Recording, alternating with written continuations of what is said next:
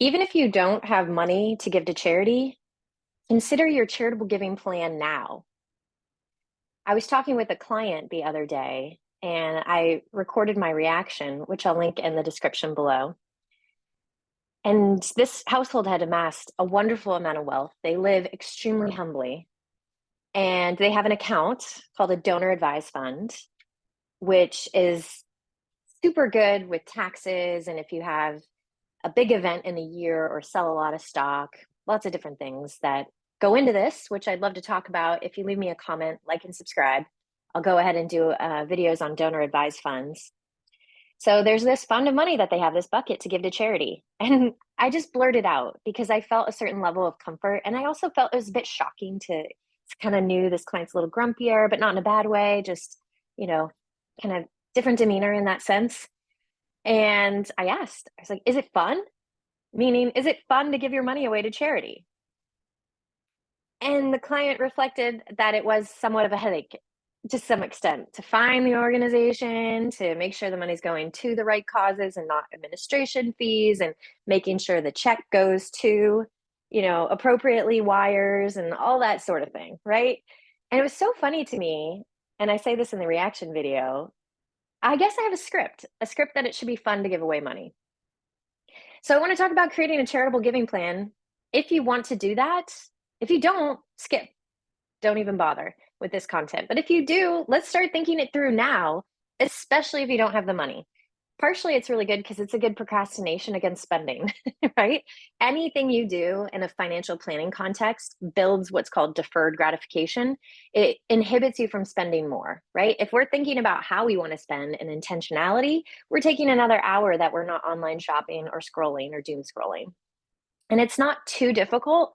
I think it's approachable for everyone, as most financial planning is, right? There's no reason why I have this knowledge except that I've studied it. It happens to be an interest of mine, but I do think it's approachable and accessible to everybody. So I'm Elizabeth, and let's talk about living within your means so we can get beyond the budget. All right. So let's talk about it. Let's dive in. So we have this sample client we talked about in another video with their household cash flow.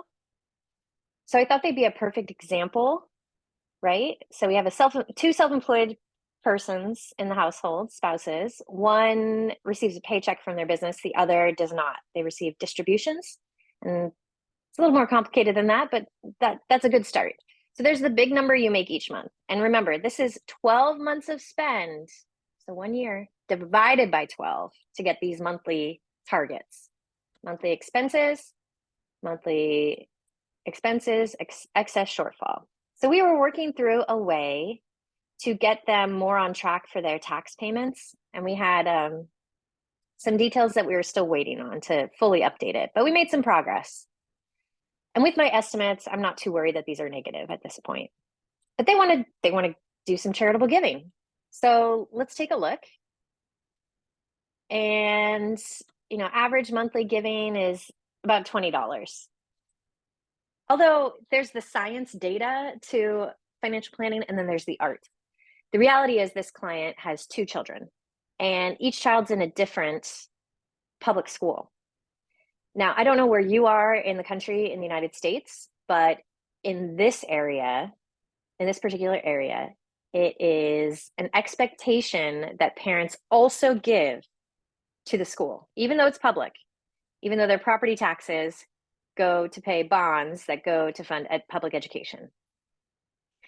So there's some targets, and one school is not clear about the target, the other school is. And it's $750 per student for the year is the parent organization's target, like a PTA or PTO. And these funds go to bring like PE, enrichments, yada, yada, yada. Now we could analyze and see like where it's all going. We could encourage them to get involved, but they're going from $18 a month. Let's baby step this out for them. So we take a look and say, all right, let's start mapping out some of these targets. So I'm going to load a spreadsheet here in the background just to start doing some math. So my client donation plan We talked about, what they have done, right, in 2023 and 2024. And we also had a question on, some people say give 10% to charity. Where does that come from? It comes from a lot of different places. It is referenced in the Christian Bible as a tithing, but it is not exclusively referenced in the Christian Bible. This is not something that was only there. And so do we do it against gross, the big number before taxes come out of your paycheck, or do we do it against the amount that hits your paycheck or your debit account, which is, or your checking account, your net pay stub amount? And the consensus is pretty clear. It doesn't matter, right? I think going from 0 to net 10% is great. And then anything more, great. And there's different ways to frame it. There's also another personal finance video, which if I can find it, I'll link it in the description, that talks about live on 70% of what you make. So talking net, I suppose, live on 70% of what you make. And then the other 30, 10% for savings, 10% for investing, and 10% for giving. If you don't give, then do 20% to investing and 10%. So that 30% chunk is equally divided out, 10, 10, 10. Save 10, invest 10, give 10. If you do not give, then do 20% to investing, right? And there's a really interesting strategy there in that people can give at any time of their lives. They could die and leave their entire estate to charity, which could be a better off situation financially for the charitable organization or organizations that that individual chose to give to. On the other hand, some people like to give in life because they have more of a determining factor and they can see the impact of their giving, which I think is, really important as well. So I don't really take a stance. I think if you've ever listened to Tony Robbins, and if I can find a reference to this, I will, but he has a great story about when he had like either his last $18 or his last $5, and he went to, I think it was like the Fresh Choice, one of those all you can eat type places, and he saw a young boy with his mom taking her out on a date. And I think he was going to be short on the bill, he noticed. So Tony gave him his last, $5 or whatever to help this young man, this young boy, pay for his mom and, this cute little date, mom son date. And he said after that, everything changed, right? So I think there is something about being down and out and giving your last dollar. Now, I think it could be a little more strategic than that because we're not starting down and out. And if you are, take that story for what it's worth.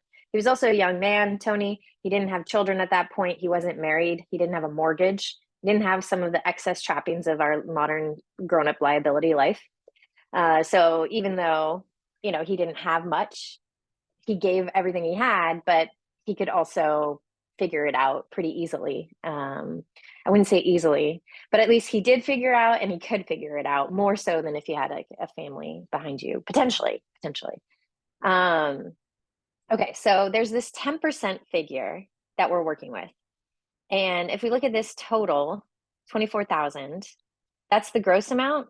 And then we also can bring out the calculator and figure out what the net amount is. Now, probably important to note, net pay for different people is going to be different, right? In this case, I'm just taking taxes out. But if I also took all the deductions, 401k, so on and so forth, that would reveal an even smaller number. So I might do that here. And this is also why I usually like to be pretty emphatic about only putting payroll deductions here.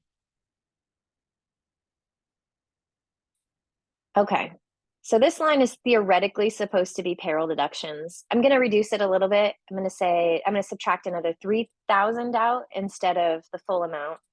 And that'll cover medical and 401k likely. But either way, we're working with 15,000 and 24,000. Round numbers, keep it simple. That's what we're working with. So we'll move over here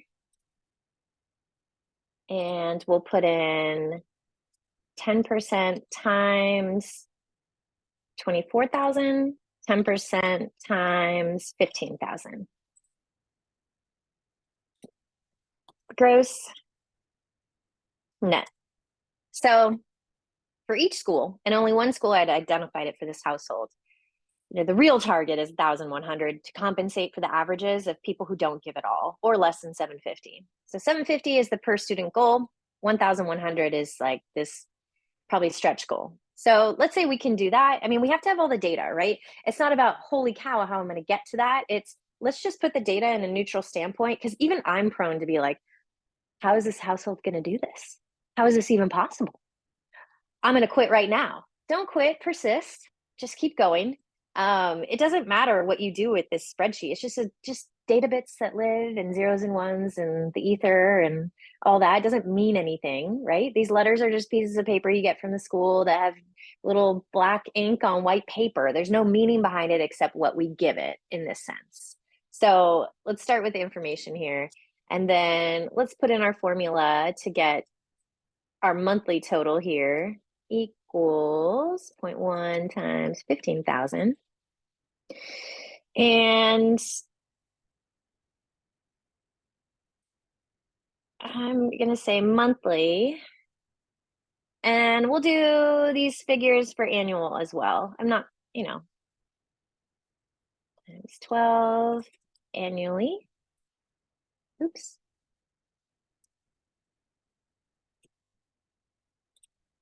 Now, what I hope viewers of this content take away here is like, oh my gosh, I could do such a better spreadsheet.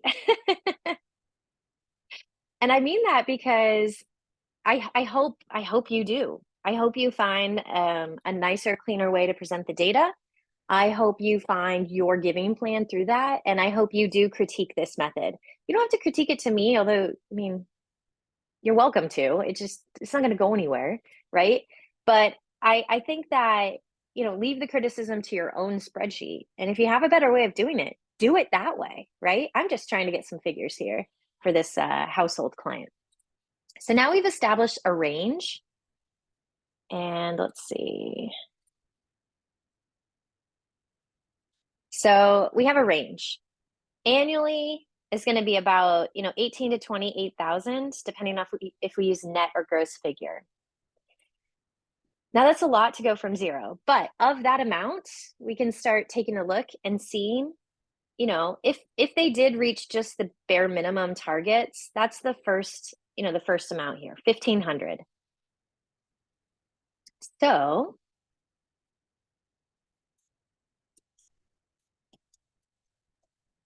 annual target. Let's start with just the 18,000. Let's use a low. I'll do it this way.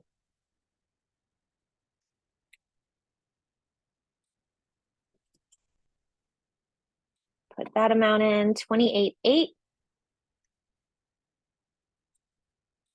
Great. Maybe there's faster ways you guys can do this. You can use estimates as well. This only matters in the context where you actually know where your money's going in the first place. There is one thing to be said that, if you start giving, you'll have less money, so you'll just naturally spend less. Okay, I see that. And let's see. So giving low, giving high. And we'll say notes source, doesn't matter. So we can say 15K net per month or 24K net per month. So we know what we're referencing there. And I could do formulas instead of dollar figures, and then it'll update every year. But let's start. Okay, so we're going to do, $750 for each child. And over here is our high target. And depending on how we want to do this,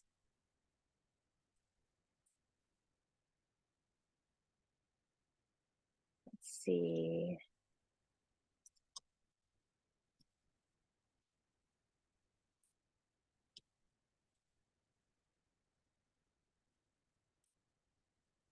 Total, low. So I think the biggest exercise here is getting your range between net and gross and determining the difference between annual amounts and monthly amounts, so you're not confused. Had we just taken the monthly figures, we could be misleading. So it's making sure you understand, are you looking at your annual amount or your monthly amount? Great. And we'll create a difference as well.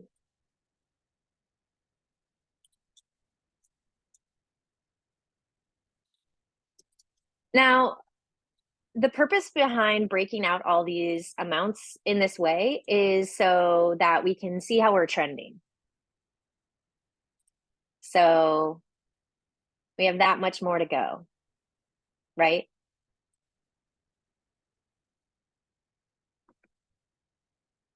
Perfect. But what I think is important here is that this is the amount that's left, right? Because if we said give 10%, but we have various sources. So this is first public school donation. And second, if we have different sources, you could be giving this amount, but then you also would be giving 18,000. You're actually much higher than 10% of net. So that's why I'm kind of breaking it out. We also have to start somewhere, right? We're probably going to start by doing, can we commit? And then we'll talk about how to break it out. Okay, perfect. So we have this amount left to give. Excellent. Now, this 16,500 is just over 1,000 a month more. I know that sounds like really daunting, but this is all doable. The question is, where else are we going to give to? These are large sums of money. So will it be giving more to the school? Is there another organization, right? So this family does go to church, but maybe they go quarterly. They don't attend regularly. So there's a question there. Should they give there? There's also non-deductible giving. Has your teacher ever asked for $100 for school supplies? I know my kids' teachers have, delicately, not crass or out of line. And also, other people have reported that in my life as well. So you're not giving to the school, you're not giving to a certified, 501c3 organization, which you get a tax deduction for under some and most circumstances. You're just giving to an individual for fun. That's technically gifting, not charitable giving, right? It's a different category. But tithing doesn't really say, in fact, there is a reference here, cheerful giver. People should give out of love and obedience without expecting anything in return, including things like tax deductions, right? So that's something to factor in here. So these amounts will have to be the sum of these below. We can put in figures. We certainly can. Let's say we give 1,000, 500 each teacher out of pocket. And that gives us what the remainder is. Great. I'm going to put these, theoretically, we should put all of these in italics, right? And they're going to adjust too. So that's why I'm thinking through. I wish I put formulas in here to adjust, but no bother, right? It's just a couple of cells of data. It means nothing. We can recreate it in 5 minutes in an afternoon. So let's say we did target just these amounts, right? How might we structure it? It's August right now, school started, and this is the end of like Q3, and then Q4 is October, November, December. Q1 is January, February, March. Okay, great. So starting in October, right? If you divide the year into quarters, so 12 months divided by 4 is 3 months. A quarter is 3 months long, and the last quarter of the year is October, November, December. That's a calendar year, and that's the way quarters work for a calendar year. It seems like going from very nominal giving to a structured give where we recommend to this client to do $250 per quarter, right? That is a good start. Where can we come up with that? And going further, that is, I'm rounding up, $84 per month. I think this is pretty doable. If we broke it out even further, on an average month of 30 days,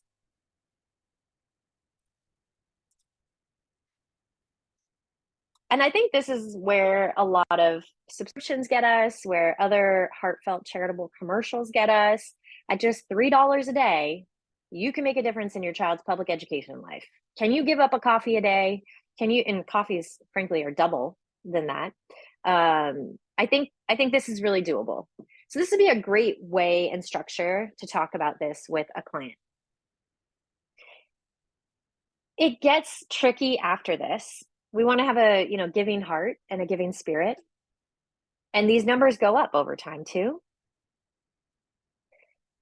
There are ways to use non-retirement accounts for giving, particularly if you hold stock and it's at a gain. I do want to talk about this topic, but I want you to like and subscribe and tell me in the comments if you want to learn more about using stock to donate to charity instead of cash. There's a lot of tax advantages to do that. And I think in this situation, I tell this client, here are your targets. Let's start by giving $250 a quarter. There's also some realities if you're a parent of a public school. Some public schools have what's called an auction to raise money, and that's in the spring. That may mean you wait till the spring to give. I think breaking it out is a little bit better because this keeps you more accountable. So if you do, a quarterly donation, then at the auction, your budget, right? Otherwise, if you go to the auction and spend a little more, you might be in your higher giving targets, and that's great. It's not about getting to this number now. It can be, but for someone going from 0 or a couple hundred a year to this, it's truly about having a structured plan so that you're not like, what am I going to do?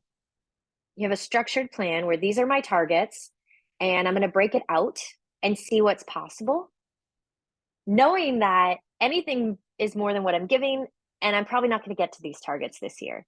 So then next year, we have our new gross income and net income monthly amounts. When we look at our budget totals, we see what we actually did give to charity last year, and we start making some comparisons. And we say, okay, this is what we did last year. We'd like to meet what we did last year.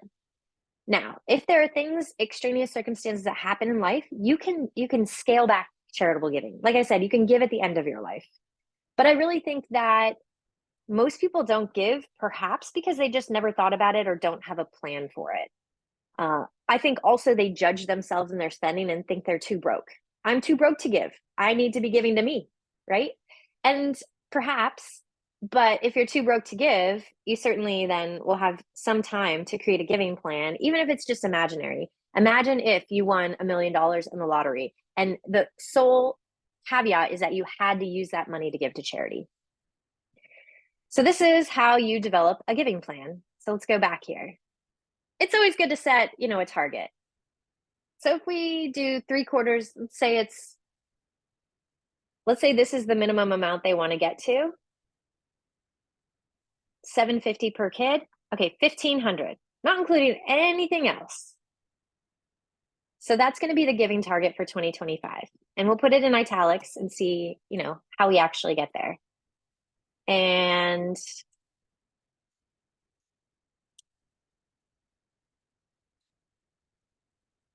we'll see how they do. I think I know that a lot of planning is that there's data today and it's imperfect, and it only gets better by setting markers on what you want data next year to look like relative to the data today. So you have to have a process for gathering the data, and you have to set some goals and timelines and go back and take a look. It's the, critical part of this. Now, a lot of people don't do that just because I think inertia of life. But this is a great strategy to take a look, setting your year, what you did donate, what your targets are. kind of coming up with some idea on how you're going to even figure out what a target could be generically, unassigned. And then you're going to start assigning it with what you know is going on in your life. And if you never look at this spreadsheet again, fine, and never use it. I think that's probably the best exercise because I think it's excellent to do this work. I love this work.